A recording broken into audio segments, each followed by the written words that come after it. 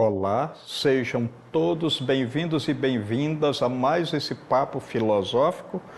Hoje vamos tratar da razão comunicativa dentro desse nosso campo de conhecimento, que é ligado à ideia de conhecimento e verdade. Então, hoje nós vamos tratar fundamentalmente dessa segunda fase da escola de Frankfurt, com a figura do filósofo George Habermas, alemão também, assim como Max Horkheim e Theodor Adorno.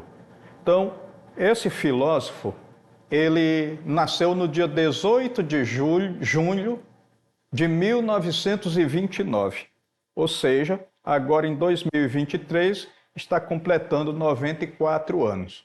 Então, é filósofo e sociólogo alemão vinculado à teoria crítica iniciada por Max Horkheim e Theodor Adorno da Escola de Frankfurt. E é ligado atualmente ao que nós chamamos de pragmatismo, quer dizer, aquela coisa prática, as reflexões para as coisas práticas. Entre outras coisas, ele reflete muito sobre a questão do meio ambiente. Na década de 60, foi um dos grandes filósofos que discutia a questão dos problemas ambientais, e logo em seguida, na década de 80, a gente também começou a verificar que nós não estamos tendo apenas problemas ambientais, mas passamos a ter uma crise ambiental. Então, as reflexões de George Habermas foram de fundamental importância para que a gente pudesse hoje estar deslanchando e lidando com a questão ambiental. Então, esse filósofo, ele trabalhou como assistente de Theodor Adorno, quer dizer, Theodor Adorno é um dos grandes nomes da primeira fase aí da escola de Frankfurt. Então, é representante da chamada segunda geração da escola de Frankfurt e ao pragmatismo atual, como eu falei ainda há pouco. Então, os estudos de George Habermas concentram-se na ação comunicativa como forma de entender-se a ética e a política. Hoje a gente fala muito dessa questão de ética na política, uma coisa que seria impensável para o Platão e o Aristóteles na antiguidade. Por quê? Porque para esses filósofos, a ética e a política eram praticamente a mesma coisa. Quando a gente está falando de ética, na verdade a gente está falando da política na nossa vida pessoal. E quando a gente fala de política, nós estamos justamente falando da ética na vida coletiva. Então, para os filósofos da antiguidade, essa separação entre a ética e a política era alguma coisa que não existia. Mas hoje, uma das coisas que mais se fala na contemporaneidade, principalmente aqui no Brasil, é a questão da ética na política. Hoje, na contemporaneidade é redundante, Acabei fazendo uma redundância, mas é isso mesmo. É para enfatizar bem que a questão da ética e da política parecem hoje estar separadas, daí uma necessidade muito grande de estar, a filosofia está falando constantemente dessa relação entre a ética e a política. Então, muito bem. Max Horkheim e Theodor Adorno, como a gente já falou em outro encontro, fizeram parte dessa primeira fase da escola de Frankfurt e desenvolveram a teoria crítica. Então, o que era essa teoria crítica proposta por esses dois pensadores? Então, elaboraram uma teoria crítica das sociedades contemporâneas, especificamente dos desdobramentos do modo de produção capitalista aliado à técnica e aos seus impactos sobre a vida dos indivíduos.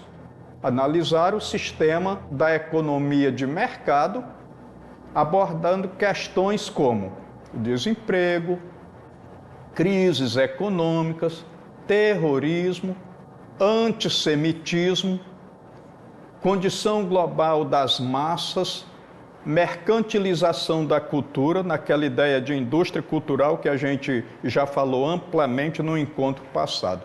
Então, esses primeiros filósofos, eles vão fazer uma crítica à razão instrumental, que é a razão iluminista. Agora, propuseram alguma outra coisa de concreto? Vamos substituir a razão pelo quê? Pelas emoções, pelo sentimento? Não fizeram essa proposta. Aliás, eu tenho até que dizer o seguinte, que anteriormente, seja o Jean-Jacques Rousseau, o Baruch Spinoza e principalmente o David Hume, eles disseram que a nossa ética e a nossa moral elas devem estar fundadas não na razão, mas nas emoções, nos sentimentos. Então, as atitudes mais corajosas, mais ousadas, elas são tomadas em cima da questão emocional e não em cima da questão racional. Então, antes mesmo de Jules Habermas, nós já vamos ter filósofos que vão pensar numa alternativa para a razão, que é justamente a questão da ética e da moral decidida pelas emoções, pelos sentimentos e não pela razão. Mas a escola de Frankfurt, na sua primeira fase, critica a razão, e Jules Habermas agora vai tentar corrigir, de certo modo, ou acrescentar alguma coisa a essa reflexão iniciada na primeira fase da escola de Frankfurt. Então, para Habermas e Adorno e Horkheimer, esses dois filósofos confundiram, o Adorno e o Horkheimer confundiram um tipo particular de racionalização com a própria razão. A razão, assim, não pode ser reduzida à sua perversidade utilitária, uma vez que ela possui uma função comunicativa. Então, o Habermas está dizendo aí, concretamente, que o Adorno e o Horkheimer fizeram uma crítica à razão, mas não deixaram nada no lugar e pegaram só um tipo de racionalidade, não levando em consideração a razão no seu sentido mais amplo. Se existe uma racionalidade instrumental, medida pela economia, pelo poder, existe todo um agir comunicativo, que busca o entendimento e o assentimento, quer dizer, os sentimentos unidos entre sujeitos, por meio do diálogo, tendo em vista uma ação comum e benéfica. Olha aqui uma outra diferença. A razão comunicativa, ela não vai mais propor pura e simplesmente aquela ideia de pegar a ciência, a tecnologia e a natureza, retirar algum objeto e transformar em alguma coisa, sem se perguntar se aquela coisa produzida vai fazer mal ou vai fazer bem. Agora não. Agora, pela razão comunicativa, a gente pode ir à natureza, retirar alguma coisa, mas a gente tem que se perguntar se aquilo que a gente quer fazer, usando a ciência e a tecnologia, vai ter utilidade, vai fazer com que a humanidade se torne mais feliz. Se não, não deve ser feito. Então, se eu quero fabricar armas e a arma tira a vida, a arma não deve ser fabricada. Agora, se eu preciso fazer um medicamento, uma vacina para curar a Covid-19, que esteve presente agora nesses últimos anos, eu tenho que ir à natureza fazer essa retirada desse material, levar para o laboratório, manipular e produzir alguma coisa boa. Então, a razão comunicativa, ela vem justamente trazer essa ideia de que aquilo que nós produzimos deve ser algo bom para a humanidade, para facilitar a vida dos seres humanos. Agora, razão comunicativa, o que ela faz? Em primeiro lugar, ela questiona a relação entre meios e fins, o que a razão instrumental não fazia. Tecnologicamente, cientificamente eu posso, então faço. A razão comunicativa diz, não, peraí, nós precisamos questionar qual é a finalidade daquilo que nós vamos fazer.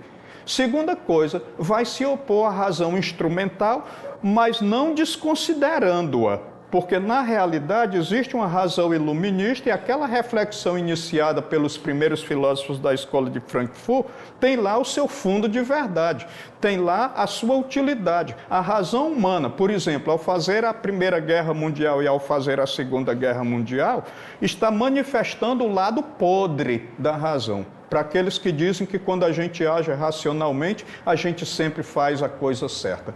Então, a ação comunicativa retoma a ideia de Immanuel Kant, segundo a qual a humanidade deve ser tomada como um fim e não como um meio para realizar interesses particulares, interesses individuais. Então, o Immanuel Kant é um filósofo do século XVIII. E aí nós estamos no século XX, agora no século XXI, e aí o Kant já dizia o seguinte, toda a ação humana tem que levar em conta o bem dos seres humanos, não tem que levar primeiramente em conta os interesses individuais de ninguém. A humanidade tem que ser levada em consideração, a felicidade do maior número de pessoas possível tem que ser levada em consideração.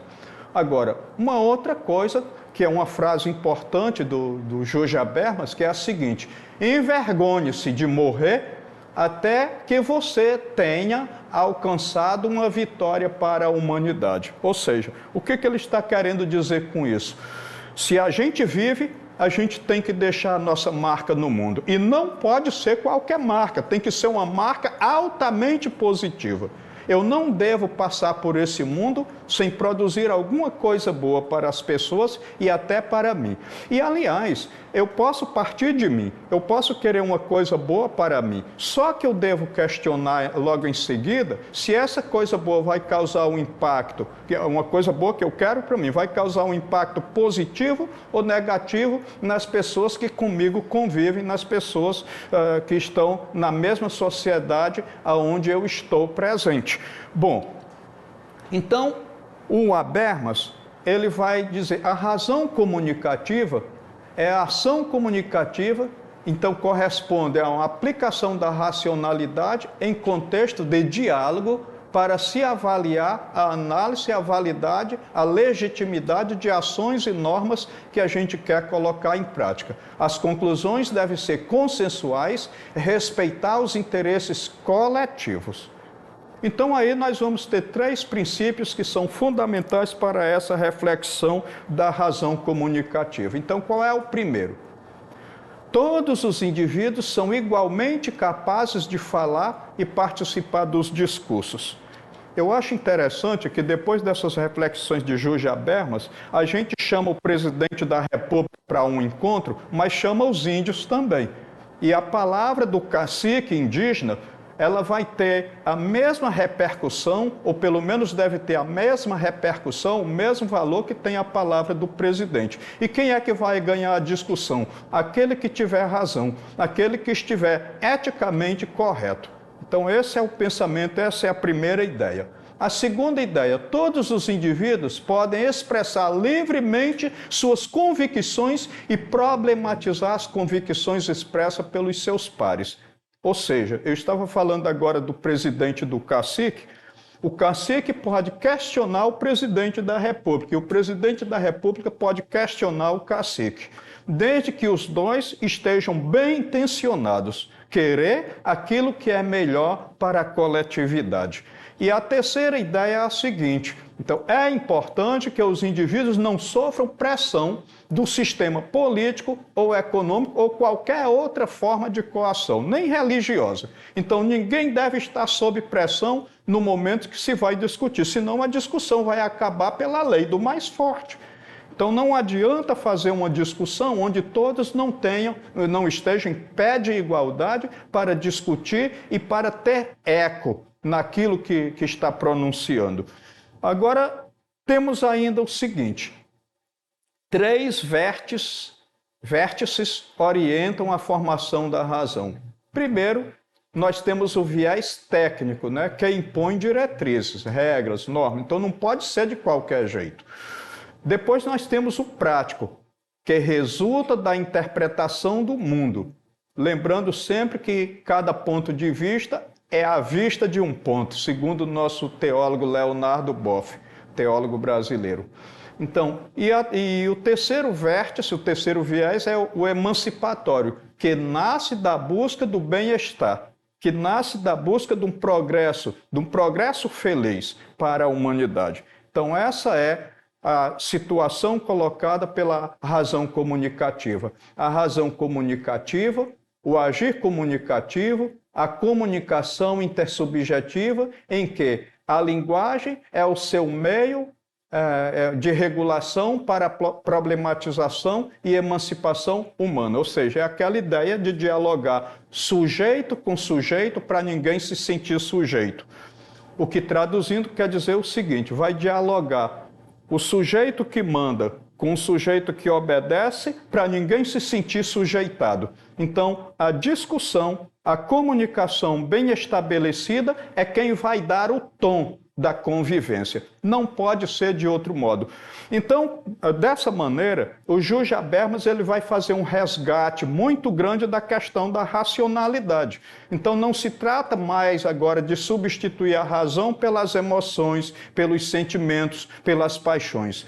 Não se trata de fazer com que a razão seja vista só pelo lado negativo, mas justamente trabalhar de forma educada, de forma ética, de forma política, a razão para que ela possa produzir frutos benéficos para os indivíduos, mas principalmente para a humanidade. Então, essa é a grande finalidade. Então, agora, nós vamos trabalhar com uma questão que está ligada a esse assunto hoje abordado e vamos esperar que seja relevante essa questão de tal modo que possa ajudar-nos aí no Enem, que aqui é o nosso grande foco. Então, essa questão ela está aí na nossa apostila, no nosso material didático, está na página 109 e ela vai ser concluída na página 110, então é a questão 3. A ideologia, segundo Habermas, é uma comunicação sistematicamente distorcida. Um texto em que, sob a influência de interesses sociais inconfessos, de dominação, etc., uma lacuna separa seu sentido público oficial e a sua verdadeira intenção, ou seja, em que lidamos com uma tensão não refletida entre o conteúdo enunciado explicitamente no texto e seus pressupostos pragmáticos. Então, o que ele está falando aqui daquilo que a gente pode chamar de neblina ideológica. Toda ideologia é uma espécie de neblina para ofuscar a verdadeira realidade. Habermas alega que os frankfurtianos, que é Horkheim e Adorno, críticos do caráter ideológico da racionalidade instrumental e dos cálculos egocêntricos de sucesso apoiados na objetificação dos indivíduos, ignoraram a racionalidade de uma ação baseada na integração social e na essência intersubjetiva da comunicação. Então, isso aqui é o Habermas fazendo uma crítica aos dois primeiros filósofos da escola de Frankfurt. Esta comunicação, esta ação comunicativa, letra A, é o mecanismo pelo qual a ideologia, uma sorte de perturbação da comunicação normal, ganha corpo e sequestra as consciências das classes exploradas. Não, pelo contrário. Então, a razão comunicativa ela não vai tolher a liberdade de reflexão. Ela não vai ser um mecanismo que vai subjugar ou que visa subjugar ou subverter as pessoas. Letra B. Ela difere de uma comunicação sistematicamente distorcida, já que a ação comunicativa não é outra coisa senão um fenômeno de reificação, ou seja, de tornar em coisa, das relações de comunicação gerado, seja pela monetização, seja pela burocratização. Então, quer dizer, eu pago pela comunicação, eu burocratizo a comunicação, eu veiculo aquilo que eu quero, eu transformo pessoas em coisas, que é a ideia de reificação. Então, essa também não está diretamente relacionada com a ideia da razão comunicativa. Letra C. Não difere da lógica da razão instrumental, porque ambas são norteadas pelos princípios do utilitarismo inglês, lá do filósofo Jeremy Bentham. Toda ação é valorada de acordo com o seu grau de utilidade, de acordo com a quantidade de prazer proporcionado pela ação. Então, isso aqui é a ideia da filosofia utilitarista, né? Então, não tem nada a ver com a razão comunicativa. Letra D.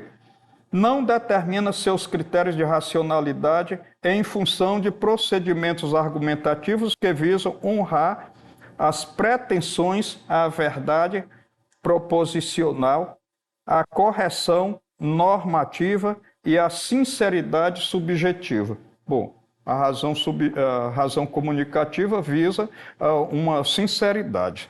na subjetividade. Esses critérios derivam de valorações morais fundadas em concepção particular de justiça, verdade e gosto. Então, não tem nada a ver com aquilo que é particular, desde que esse particular, a menos que esse particular seja colocado em discussão e aceito pelas pessoas. Letra E, que é a alternativa correta, é garantida por uma exigência de racionalidade expressa na própria estrutura da linguagem cotidiana.